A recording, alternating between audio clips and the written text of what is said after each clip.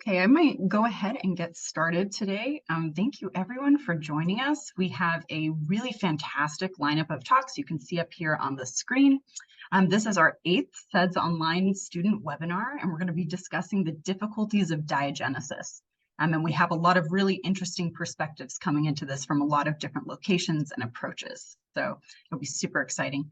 I'd like to thank our sponsors from IAS who make all of this free, make these videos able to be watched weeks later, and all this information accessible. So please check out all the resources on the sedsonline.com webpage. So today we'll have a series of 4 talks. They'll be 10 minutes long, and then we'll have 5 minutes for questions.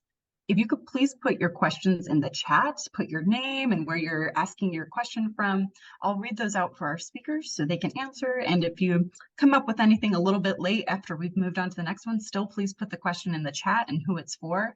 And we can have a kind of panel discussion afterwards if that's necessary. But anyways, with no further ado, I would like to start with Micah Janssen, who's going to give us a really fantastic discussion on cementation and sandstone. So I'll stop sharing, Micah, and you go right ahead.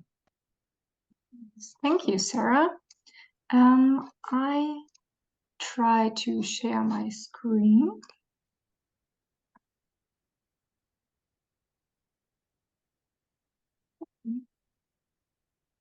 I think it worked, right? Yes, and perfect. I go into it. Yeah, and if you do the big view. Mm-hmm.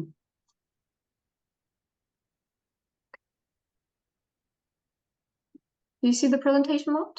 Perfect. Okay, perfect. Oh, sorry, spoiler. No. Then I will start with my presentation. First of all, I just want to introduce myself. I'm Micah, and I'm a PhD student at the University of Erlangen-Nürnberg. And my topic today is our experimental approach of early calcite cementation in sandstones, which I worked on together with my co-authors listed here. And as you probably all know, is that carbonates are quite common cement in sandstones, and they can form basically at various temperatures and depths throughout the diagenetic history of a rock. And we are quite interested in it because they can have a great influence on the depositional properties of a rock. So, for example, reducing porosity or permeability, and thereby also the fluid flow. This is also nicely illustrated, I would say, here in the syn section you can see. So you have this pinkish carbonate concretion, which is filling our pore space, which is illustrated in blue, even before compaction could happen. Furthermore, carbonates are favorable for CO2, a favorable CO2 sink due to their rapid precipitation kinetics. Nevertheless, we have reactive transport models which provide important information to the understanding of the spatial variations in the diagenetic reactions. So far, there is no reliable prediction model on carbonate cementation volumes through geological times, because there are quite a lot of variables which are difficult to constrain over this long time span. So I think we are still excited to know more about the mechanisms about carbonate cementations under all kinds of different environmental conditions. And this is also why we started with our experiment, because we wanted to know if we are able to simulate early calcite precipitation in the lab, and if so, if we can see an impact of the detrital texture and composition. And this we did by our flow-through experiments, where we simulated the water-sediment interaction with a more or less close to nature conditions.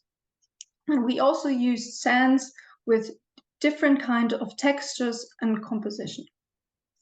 All this we did to better understand our precipitation processes and also the distribution of cement in our sandstones. When we take a look at our method, The experiment is, the setup is quite simple. So we dissolve particles of calcium carbonate before we decrease our partial pressure of CO2, and thereby pushing our solution towards supersaturation. And this supersaturation we pump into our sample holders, which are filled with loose sand.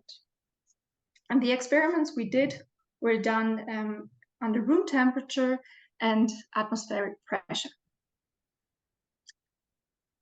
By the end, we got this very nice consolidated plugs here, and we did different analytical techniques. So we did an ICP-MS analysis of the infiltration solution.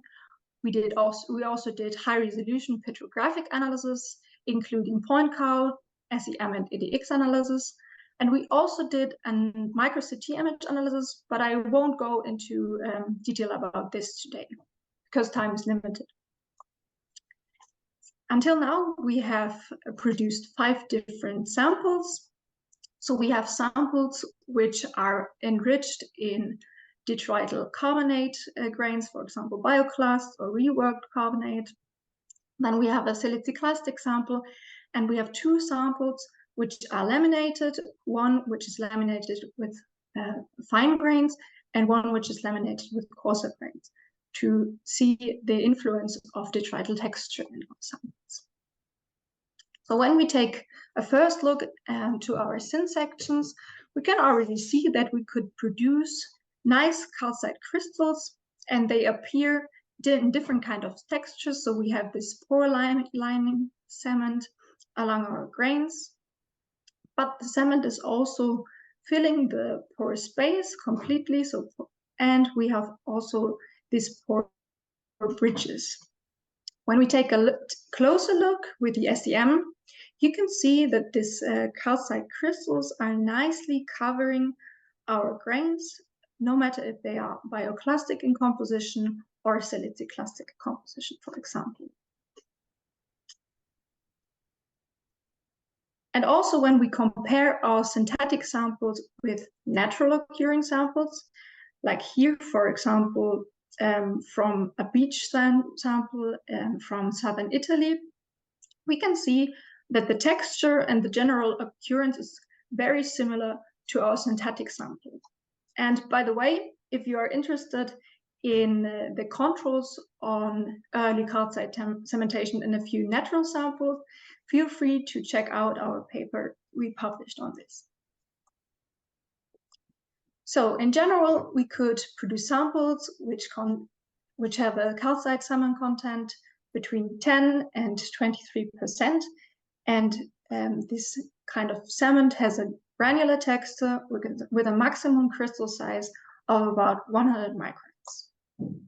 What we also could observe is that we have total porosities left between 31 and 80%.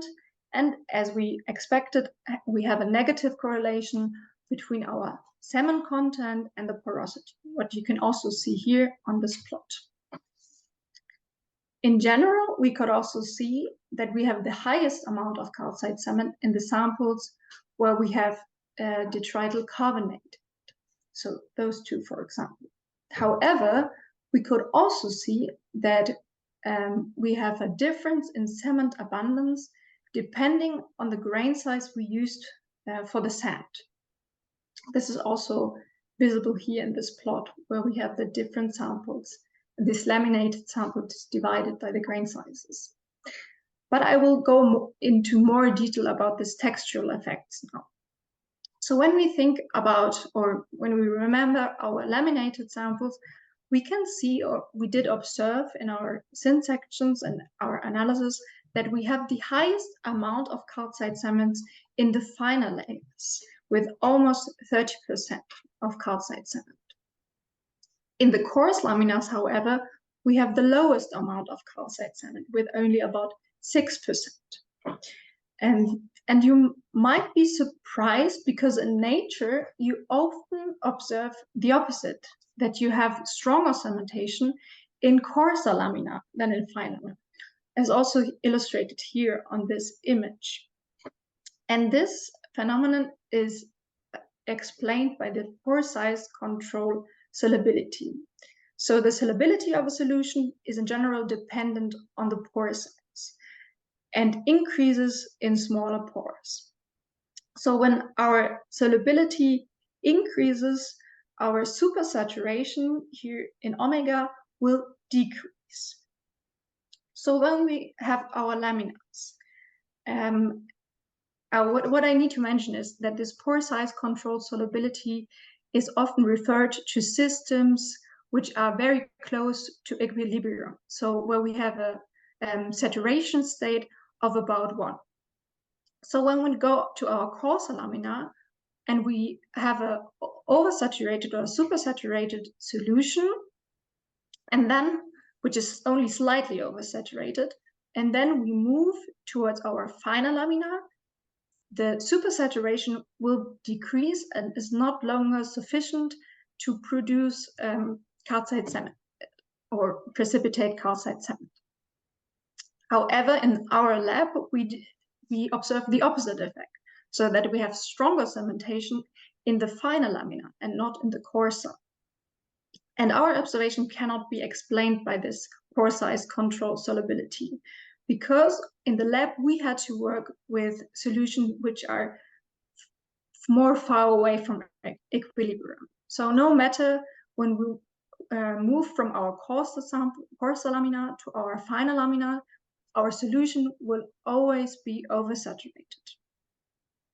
However, we can explain this observation when we take a look at this surface area to volume ratio.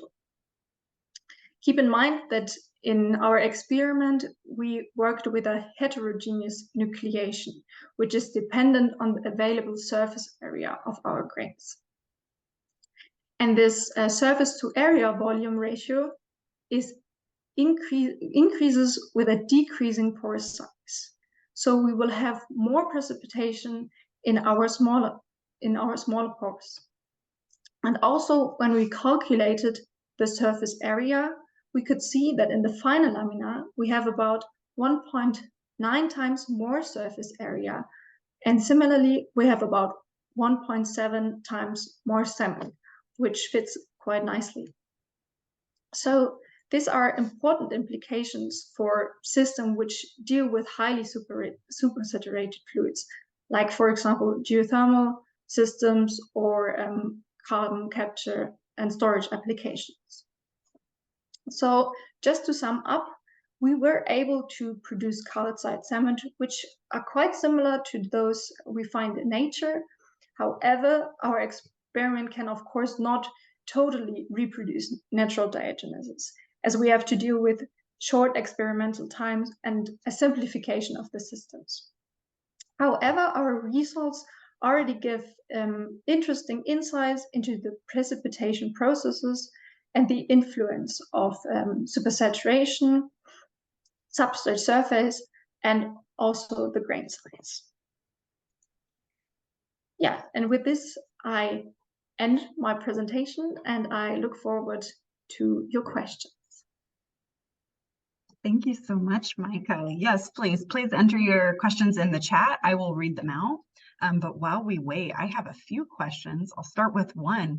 I'm curious, I saw you primarily work with the calcite cement. Is there any plans to toss in dolomite in there, or how do you think that might factor in some of the factors you were discussing? No, so far we are not planning on going to dolomite, because dolomite is quite a difficult topic. So we only worked on calcite cement. Yes.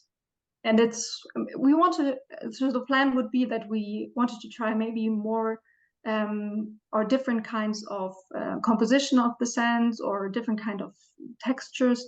But for now we keep with the calcite. No, I think that was going to be my next one, was for the different compositions of the sands, maybe like a grain rounding, angularity, shells, tossing in all those other kinds of things would be really, really fascinating. So we'll keep please put your questions in the chat, everyone.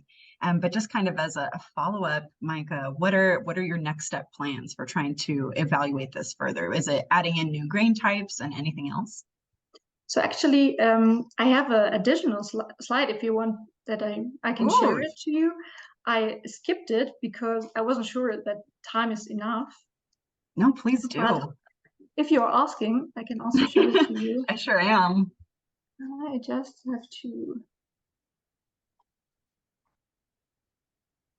Okay. So I think you can see the presentation again. Can you push your slides closer to those that we see in nature? Sorry? Okay. Oops, I think Stephen let his volume on by accident. Okay, no problem. I thought there might be a question. But the next plan is basically that we do compaction tests with our produced samples. So we already did a first test where we had where we put our plugs under pressure. So we had an effective stress of about 27 megapascals and a temperature of 50 degrees.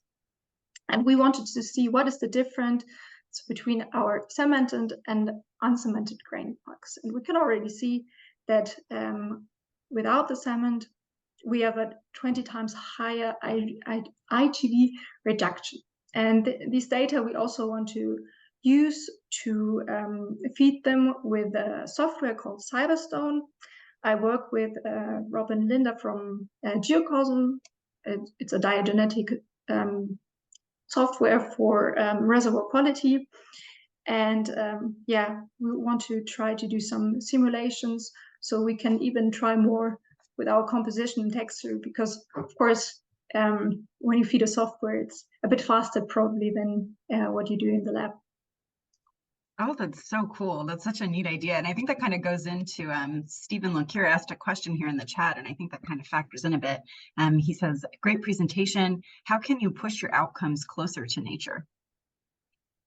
Yeah, that's a very interesting question, because of course it's always difficult in the lab to purely simulate nature, right? We have to work in somehow a reasonable time, at least reasonable for a PhD to finish. So we dealt with this by increasing the supersaturation of the solution. But I think even if we have this higher supersaturation, it's not it can also occur in natural systems that we have like a enhanced supersaturations. Yeah, I hope this answers the question. No, thank you so much, Micah. Well, we'll keep that. If there are any other questions for Micah, please put them in the chat. For now, we will move on to our next speaker, who is Andrew Hollenbach. Andrew, feel free to share your screen whenever you need. All right, let's see. Hopefully that is sharing. Perfect, looks great. Okay, give me a second while I get my thing out of the way. Sorry, everybody. Okay, where's that little pointer? Okay, great. All right, so thank you for attending my talk today. My name is Andrew Hollenbach. I'll be talking to you about deciphering diagenesis by incorporating petrographically constrained uranium lead dates into our diagenetic studies. So I'm at the University of Kansas in the US. That's where I am right now. And I'm just going to be showing you what our lab is doing to leverage this game changer that is uranium lead dating by LICPMS. And so the key takeaway is that this is a game changer. It's helping us to answer questions like what is the timing of diagenesis, what is the depth and ambient burial temperature during the diagenesis, and even start to test hypotheses about what's driving diagenesis in these systems. And so I put a caveat on that. It's really only a game changer when it's understood petrographically. So like we really need to understand where the uranium lead ratios are coming from. And that's kind of what is shown here in this image on the right. But we also need to understand it within the context of like a paragenesis in a normal diagenetic study. And so on the bottom here is just sort of what I'll be going over today, loosely showing the workflow here. It starts with petrography and paragenesis, sort of as always. Once that paragenesis is built out, we'll do fluid inclusion microthermometry. Also, there's like a isotope geochemistry step here that I don't have time to talk about today. And then uranium lead dating. And most of the talk I'll be talking about like what that can do for us, what we're finding, answering these three questions. And I guess I want to make the point that it's not just these three questions that's making this a game changer. It's just like, I have 10 minutes. These are some important ones that are really obvious as you start to get these dates back. So this image on the right, what you're looking at is a crystal. All these little circles here are actually the ablation pits. They're 130 microns in diameter, and each one of those corresponds to like a uranium lead ratio. And as you can see, we know exactly where those uranium lead ratios are coming from that make up our uranium lead date. And we know it in transmitted light and cathode luminescence, and really any way we can get at understanding those zones. And so where am I? I'm in the middle of the US. This is me. I'm the Jayhawk. That's our mascot. And you can see, and I'm getting core from sort of around the mid-continent area. And you can see I'm already putting these dates on here. So that's sort of like a teaser that we're getting dates from around the region, and we're understanding them petrographically. And some of these dates are clustering around this 300 while others are not. And I'm going to focus on this one right here, this 318 plus or minus 18. So that's where I'm at.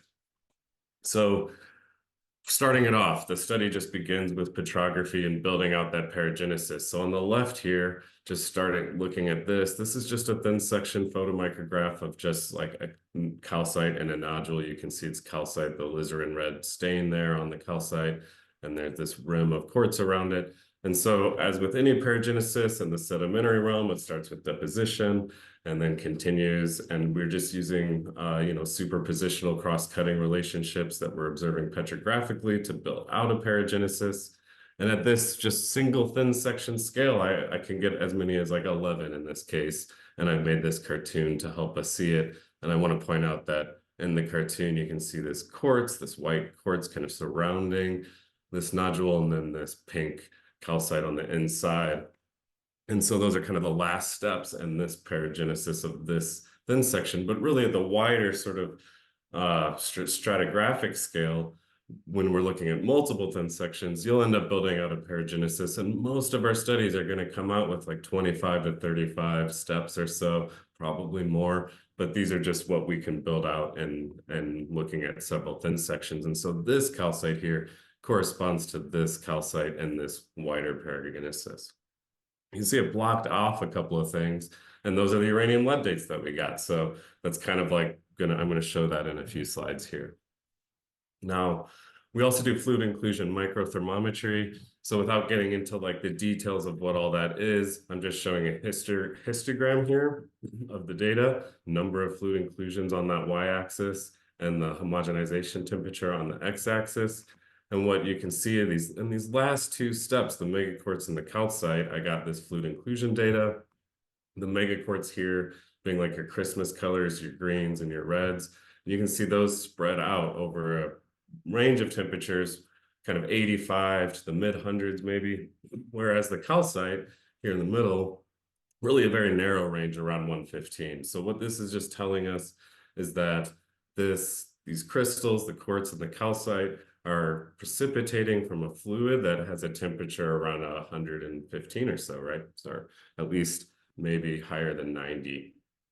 And so now with that, we can get our uranium lead date. We know where all these points are. We've built out these ratios. So each one of these circles, these ellipses, corresponds to a single spot on the crystal where we have an ablation pit and a uranium lead ratio. And that's how we build out a date to get 318 plus or minus 18. And so now I've removed those blocks, and you can see here we're answering that first major question that I proposed: what is the timing of diagenesis? And I guess I want to point out, we're not just getting one event at one timing of one event. When it's in the context of a paragenesis, we're really bracketing all these events. So like, for example, this calcite cement or this stylolite had to have happened before this 318 plus or minus 18. So the sort of the power, the game changer of uranium lead dating is that previously I might have thought, oh, this could have happened in the Cretaceous, or this could have happened, you know, we could have gaps of hundreds of millions of years, but by just having one date in there, we can start to narrow the possibilities in time for all of our events. So very powerful. Now, getting to that next question, what is the depth of diagenesis? How can we do that? And so this is where if you know a little bit about the stratigraphy of your area, then you can start to understand the depth and the temperature at the time of diagenesis. So this is complicated. A lot of you have probably seen these, you know, if you're working in oil fields or in the sedimentary well, you'll occasionally come across wireline logs. That's what you have at the left. This would just work at any kind of understanding of stratigraphy just put in place here. But, you know, I've got your depth here. Let's not worry about the silly units that we use here or like what the units are. Depth doesn't matter so much. What matters is the thickness between our sample and the depositional interface. So it's a little complicated. Let's just back up. This star here, right, is where the core came from, that calcite was from. So it's about 2.7 kilometers deep that we cored it out. I took the sample and got a date of 318. And so we can ask ourselves, well, what was the depositional surface at 318? What would be being deposited? And that would have been in the Pennsylvanian. And so if you just take the thickness then between that depositional surface that corresponds to the uranium lead date and the depth of our sample, then that thickness has to correspond to the depth. So that's what you have here on this right. It starts off with deposition. We're getting buried until here at 318 plus or minus 18. And that depth then is less than a kilometer depth. And if we just think of just normal assumptions about geothermal gradients, then the temperature is around 41 degrees. And we have an uncertainty on that uranium lead date, so that corresponds to these other points, meaning that the maximum depth it could possibly be at, given the uncertainty on the uranium lead date, is about a kilometer and a half, and with a temperature of 56. So right off the bat, by having the depth and the temperature and having yielded this and knowing that the fluid inclusions were around 113, we've understand something about this diagenetic system. That is that this is a hydrothermal system. The temperature of the fluid was hotter than what could have been given the burial depth. And that we wouldn't have known had we not gotten these uranium lead dates. So now knowing that it's a hot system of fluid flow and having it paragenetically constrained and understanding where these uranium lead dates are coming from specifically. And as I pointed out earlier, we're building this up regionally, right? So we get samples from all sorts of different core, all in the same strata. We can start to test hypotheses about what's driving the diagenesis and where we would find the diagenesis. So in this case, the date corresponds to a mountainous high during the time of Pangea. So to the south here, all of these lines, these structures here, would correspond to this really mountainous region at about 318 to 300 and on, so that it supports a hypothesis of structurally driven hydrothermal fluid flow where a mountainous region is causing fluid flow through. So we can come up with this schematic where we have mountains to the south. These squiggly lines are the hot fluids driving the fluids up into our area, which is about right here. And so we think that this mountain building tectonism is a long-lived topographic high that drove hot fluids to cause diagenesis. So I hope that shows you how this is a game changer in these three sort of specific ways. And I look forward to your questions. Thank you. Thank you so much, Andrew. That was super fascinating. Yes, so please put your questions in the chat. We see here, we have one first from David Langford Bravo, who says, some basins experience inversion or significant amounts of erosion that can lead to misleading interpretations of burial history based on present-day exposure and thickness. Could either variable have impacted your interpretation of burial depth and diagenetic histories? Yeah, I think that's a fantastic question. It strikes to the heart of why this is important. So a lot of these burial histories that you see in the literature are facing this problem of like, what was the beveled strata that is no longer there, and we don't have that, right? We, you know, maybe in the Cretaceous there was 2 kilometers, maybe 3 kilometers, maybe half a kilometer, we don't know. And so actually this uranium lead date helps us balance that out a little bit, and it's kind of I think the questions we could go into a little bit, but I guess, yes, we think about these things very deeply. And I think what we're able to show actually with this work is that sometimes the things like vitrinite reflectance, if you're basing your burial history off of vitrinite reflectance of shale, and that shale is getting cooked by hot fluids like I'm showing here, then you're making the problem of thinking your rocks got buried deeper than they ever were. And so this is actually helping us answer the question that you posed by getting at it in a different way. But yeah, that is something that is on the forefront of our minds. Yeah. That's awesome. Yeah, that kind of leads me to a question, Andrew. Think about it. I imagine you are, but so you're looking here petrographically, you're trying to constrain these. Did you factor it into kind of larger scale sedimentological description or structural reconstructions, or how are you putting this into the big scale story of the region? Yeah, so it's very fascinating. I've presented sort of today one example of this cluster of dates around 318, but you can see in the dates that we've been getting, for example, I have like a 5.6 and a 115. And Yeah. so, yeah, the idea here is that diagenesis is driven by like many different things over many episodic things of time. And like, until, you know, basically until now with getting these dates, we weren't really able to test it. So like that calcite that dates to 318, I might have thought that came during the Cretaceous at max burial, for example, like maybe, you know, when the Rockies were, you know, something I really just wouldn't know. But this allows us to just say, well, those hypotheses are false. Like it can't be that. And so yeah, I think like in the greater scheme of like the basin analysis and the structural history, like this is how we're getting to answer those questions sort of finally, like, okay, this makes sense. So my study specifically is looking at like diagenesis along the structural lineament.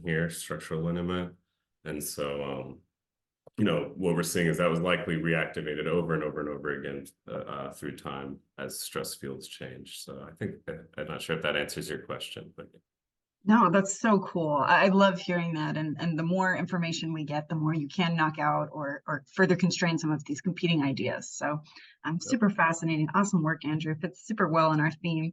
If there's any remaining questions, please put them in the chat. I think for now, we are going to move on to our next speaker, Kevin, which feel free to share your screen. All right. We seeing it? I see your main screen. If you just want to blow it up, there you go. Perfect. All right, cool. All right. Hi, everybody. I'm Kevin Hatton. I'm a PhD student at Stony Brook University in New York, working primarily under Troy Raspberry, doing uranium lead dating of carbonates via laser ablation. So I hope you're not sick of laser ablation yet. I'm working on combining that method with carbonate clumped isotopes in Greg Hanks' lab. And so just sort of another method at getting the timing and temperature of formation. I work in a few areas, but specifically today, I'm going to be talking about how we're utilizing carbonate to constrain lithium enrichment within the McDermitt caldera. So why is lithium interesting? Well, it's a critical element currently, and so there's a lot of interest in finding more resources of that. And so over the last 10 years, a little bit recently, the McDermitt caldera has sort of been rediscovered as a prominent and fairly large lithium deposit. There are several types, pegmatite, clays, and brines, but McDermitt is a clay. Zooming into the actual area, so I'm going to turn on my laser pointer. We have Nevada, Idaho, and Oregon here. The caldera sits just on the southern border of Oregon and northern border of Nevada. It's interesting besides the lithium because it's one of the first sort of punch throughs of the Yellowstone hotspot tract. And so you can see Yellowstone eruptive sequence slowly increasing to modern day Yellowstone. But we're just going to focus here. That's worth bringing up just because since it's one of the first few to punch through, it brings a little bit of an interesting geochemistry. The caldera itself is sort of this keyhole shaped structure. And the lithium lies within the lake clays within. So how did it form? Well, we had eruption at about 16.39 of the McDermitt tuff, primarily rhyolitic material, erupted, covered the surrounding area in a fairly thick sequence. And while this isn't the only eruption, this is the caldera collapse eruption. And so there was about a kilometer of collapse, and so a fairly large depression. How the lithium then is brought in here, meteorologically, that tuff is leached of its lithium, and then this topographic low, this now depressed caldera, is where the watershed brings all this lithium enriched water, and then it precipitates out within the lake sediments. And so that alone produces a high volume of lithium. However, within the southern portion, and where I'm mainly going to be talking about the Thacker Pass area, and a little bit on the southwestern area, there's even greater amounts of lithium, somewhere, or in some cases, like twice as much as there should be. And so the primary question is, well, how did that happen? Other sets of timing that we have is at 16.4 to 16.1, there was resurgent doming in the caldera. And so effectively, that's just the magma chamber underneath was still semi-active, mostly showing up as Icelandite lavas, but not nearly as not a lot. But what it did is it produced a whole bunch of normal faulting, creating a topographic high within the center, known as the Montana Mountains, and then leaving sort of the lake sediments as this ring sort of surrounding it. And so we now have this hot magma chamber underneath. The last age within the literature that there is a diagenetic potassium feldspar at 14.87. And so there's diagenesis occurring a decent amount of time post caldera collapse, about 2 million years later. And so if we go through this cross section right here from south to north, laying it out south to north, we can see that primarily, I'll point out the meteoric water again, sort of as the primary driver for lithium into the lakes. But then with the resurgence and all the normal faulting, again, also just note there's an additional amount coming from tuff degassing.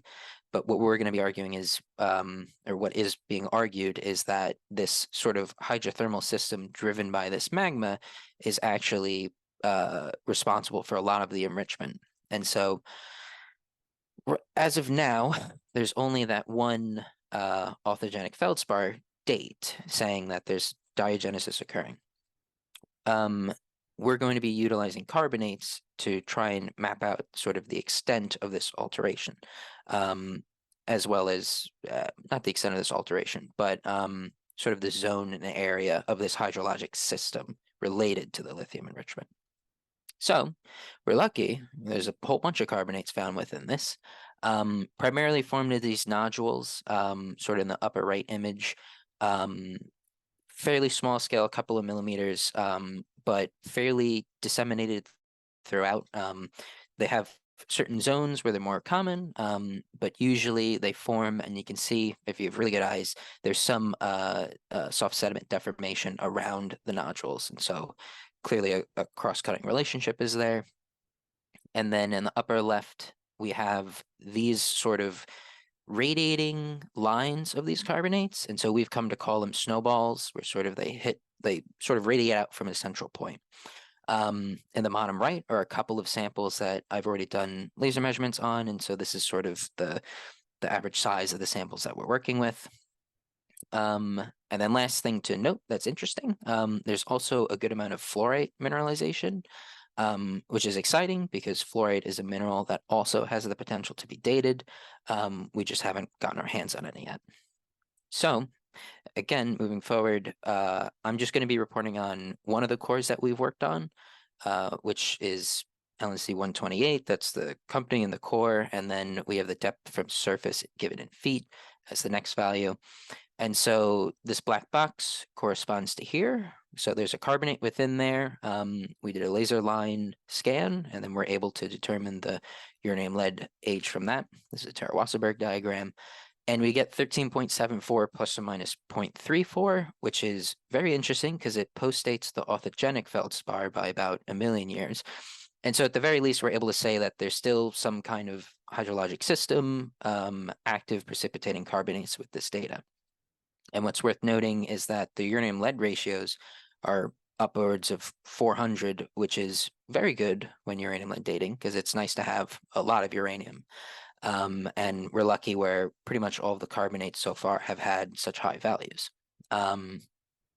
Since we're using the laser ablation system, we're also able to produce some elemental maps. And so I have this one here. This is just to show yet again that the lithium is not within the carbonates. And so the carbonates are very much post-dating the lithium enrichment. And then, of course, our carbonates full of calcium, associated strontium, and then the rare earth elements tend to go into them as well. And so moving further down the core, we have again 14.29, error of 1 million years. And so it sits within error of both our previous age and the Authigenic feldspar. But now we have some carbonate clumped isotope temperatures given through the delta 47 measurement, where the nodules are coming in at around 133 degrees centigrade, and the snowballs are around 117. The snowballs are very small, and so there is a bit of mixing with the clay, but now we can say that the hydrothermal system is still active at this point. 133 is certainly not ambient, and so again, our system is fairly long-lived, or at least active. Pushing down a bit further, we have another one a little bit warmer at 143 degrees centigrade. This sample was done as laser spots, and so we get this measurement of 14.29. So again, sort of within error of the previous two measurements, which is interesting. It's showing that these carbonates are post-dating, and so providing a minimum constraint for the enrichment of lithium. And so bigger picture, like sort of ideally what we're doing is we have one core where we have our depths tied to time and now tied to temperature. We have access to other cores now, and so the plan is to continue this process and sort of map out the extent of these carbonates therein within this very much enriched zone. Work is ongoing, but exciting results, at least at the start. So. Perfect. Thank you so much, Kevin. That's super fascinating. So yeah, just kind of to recount, I have a question. Please, everybody, put your questions in the chat. But in the meantime, I have a few. I was wondering, you mentioned having fluorite. You eventually might be able to date those. So is that kind of something that would be new, to be able to have the calcite ages next to the fluorite and be able to compare them, or has that been done before, or how would you guys like to compare those in the future? Currently, so my advisor Troy, she's been doing a lot of work with fluorites recently, in terms of expanding, the available suite of minerals to be dated via uranium lead. And so our understanding, at least sort of like stratigraphically, it would help post-date the lithium enrichment as well. It's just another mineralization that hopefully will be complementary. And if it isn't, then that's definitely still interesting. Yeah. Yeah. Still something super cool to consider. Exactly. We have a question for you here in the chat from David Ling from Bravo from Houston, Texas, who asks, what drove the deposition of those later carbonate nodules? Does it reflect a gradual or an abrupt shift of the subsurface conditions that led to the lithium event? What drove the formation of the carbonate? What we think is likely the cause, I believe, is the magma chamber beneath sort of being the driver of this hydrothermal system, at least providing an input for the heat and then further enrichment therein. I would say that my understanding of the alteration of the clays, so they originally were illite and then they've been altered to smectite and hectorite, which are both increasingly higher grades of lithium. Offhand, I'm fairly certain that's a higher temperature. And so this, I think, is sort of like the ending of this hydrothermal system as now these carbonates are able to precipitate out, or at least the chemistry has changed enough that now the carbonates are precipitating. Oh, super cool. Yeah, I was wondering, that kind of reminds me, you were mentioning some of these timescales are, maybe 1 million years, a little bit more, and that's just kind of the continuation of it, right? Is that what you expected? Is that typical to see, or would you expect it to be shorter?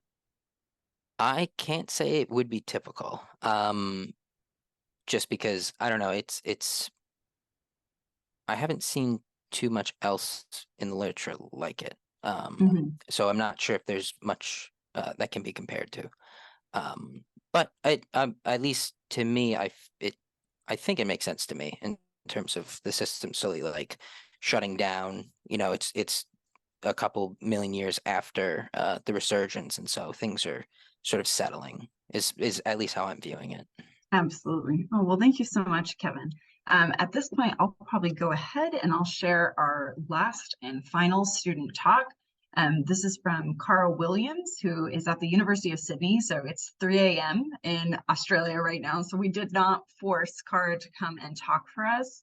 But she did record a video, so please stay on and ask questions and we can send them along to her, or she also provides her email. So if you'd like to send them along there. But Kevin, if you wouldn't mind taking down your share, and I'll share her video.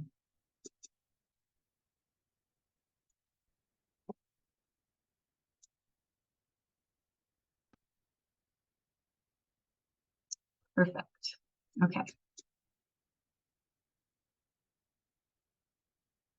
Hello, and thank you for this opportunity to present my latest research. My name is Cara Williams, and I'm a PhD candidate with the Geocoastal Research Group at the University of Sydney.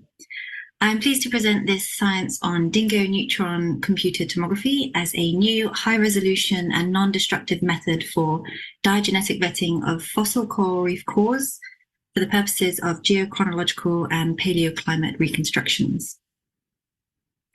So I'll start with a brief overview of my research and the context of this study, followed by some scientific background of the various components. We'll then dive into preliminary findings and what's next for this research. So a quick research overview. In summary, this research is designed as a proof of concept study applying neutron scattering technology, in this case called DINGO, an instrument called DINGO, to fossil coral reef cores. And the scientific objective here is to accurately determine the geochronology and paleoclimate of fossil coral reef core.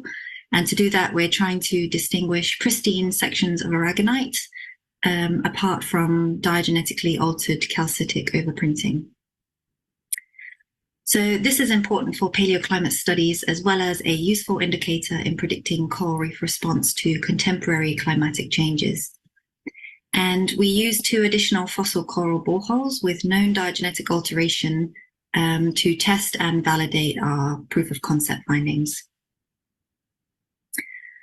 So to provide a bit of context to my overall research goals, the results from this study will be used to compare and constrain timing of reef turn-on events during interglacial periods since the mid-Pleistocene climate transition around 500,000 years ago, on both the northwest and northeast Australian margins. And preliminary interpretations of these reef growth cycles do exist, but this new technology will hopefully allow us to improve on these and make new findings of their evolutionary histories. So what is the significance of fossil coral reef cores for paleoclimate science? As demonstrated in this Woodruff and Webster schematic here on the right, coral reef architectures are a function of their response to sea level and tectonic variations. And the primary aragonite material that we find in fossil coral cores can be used to reconstruct these past sea level and tectonic histories and to provide ages in core samples. They also reveal a lot of information on past oceanographic conditions, such as seawater chemistries and sea surface temperatures. And this is important for paleoclimate studies, as well as a useful indicator in predicting coral reefs' response to contemporary climatic changes. However, a key limitation with this science is the effect of post-depositional mineral alteration of aragonite to calcite. So what are the implications of this diagenetic overprinting? Well, aragonite is quickly replaced by calcitic material during burial through diagenetic processes such as neomorphism, cementation, and dissolution. And whilst calcite can be used for dating sediments, it is less accurate and provides only rough estimates. Therefore, coral reef scientists are in a hot pursuit of technologies that can efficiently and accurately identify sections of preserved aragonite material in those fossil coral reef cores. And this figure shows some pervasive neomorphism throughout a scleractinian coral, and demonstrating how age reconstructions from the lighter calcitic neomorphose sections becomes increasingly tricky through burial. So a vital difference between aragonite and calcite that is paramount to the validation of this study is that aragonite has a higher water content than calcite. And these cauliflower structures in the SEM images to the right provide graphical interpretations of this higher water content from a Koga et al. Paper in 2013. And this graph to the left also shows the dehydration of the metastable aragonite phase that occurs during the aragonite-calcite transformation, leaving a lower hydrogen content in the secondary calcite phase. So what is the relevance of neutron scattering, and how does neutron computed tomography help this study? So by understanding the behavior of neutrons passing through the different elements shown in this figure here, we see that neutrons are highly attenuated or reflected by hydrogen-bearing materials, and they show up as bright whites or lighter gray colors on the resulting neutron scan images. So based on this principle, it was proposed that aragonite, which contains more water than calcite, should be easier to see using neutron scans. So other studies have used neutron scanning to highlight some organic matter in coral fossils based on the same principle, but no studies have yet been applied to carbonate mineral phase discrimination for paleoclimate studies. So 3 diagenetically altered samples were used in this study from various locations across the Indo-Pacific. One known and well-studied sample was used as a proof of concept, and 2 further samples were used to validate the initial findings. So we conducted the neutron tomographic scans of the 3 core samples at the Ansto Dingo Nuclear Reactor Facility in Lucas Heights in Australia. And the instrument works by recording reflected or transmitted waves from this open pool light water nuclear reactor source, which penetrates 3D objects from different angles.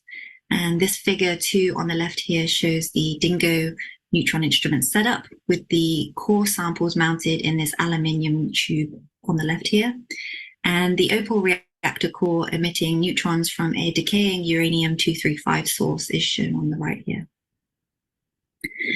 So a Holocene Porites fossil coral in figure 3A was used as that proof of concept sample because it had known and clearly defined sections of calcite and aragonite that had been identified by hyperspectral scanning and thin section analysis. And the neutron scans from this study that you see here in figure 3D successfully imaged the same aragonite and calcite regions. So based on these findings, we extracted the neutron voxel values, which represent the neutron attenuation, and have created a preliminary grayscale interpretation that you see here in figure 4. So the NT imaging capabilities also importantly shows the 3D distribution of calcite alteration throughout the undisturbed core sample, as shown in these 2 animations here. And this figure shows the proof of concept Porites sample with thin section images and isotope values from a previous study that sampled from the same core. And aragonite and calcite neutron voxel values correspond to those distinct neomorphic textural and geochemical changes across this gradual transition zone of calcite mineral replacement. And this was identified across all studies that was used to validate these findings. The NT scan also shows seasonal growth banding and 3D structure that you see here in this figure. So we conclude that for the first time, thermal neutron tomographic scans provide full high-quality 3D resolution of structure and calcium carbonate mineral phase contrast in fossil coral reef cores. And these scans can be used to identify sections of pristine aragonite for the purposes of geochronology and paleoclimate interpretations. And just a quick note on some challenges in future work. So there was a 1-year data processing delay, and I'm still waiting on some samples for further validation. And going forward, we'd like to take more samples and more data from these instruments and corroborate those with more technologies such as the hyperspectral scanning on some further samples, and eventually use those results in some forward stratigraphic modeling to create time-bound geological models to reconstruct and test environmental and eustatic controls on carbonate platform and coral reef development on the northwest shelf of Australia. So thank you for your time today, and for any further questions, please feel free to email me at cara.williams@sydney.edu.au. Thank you.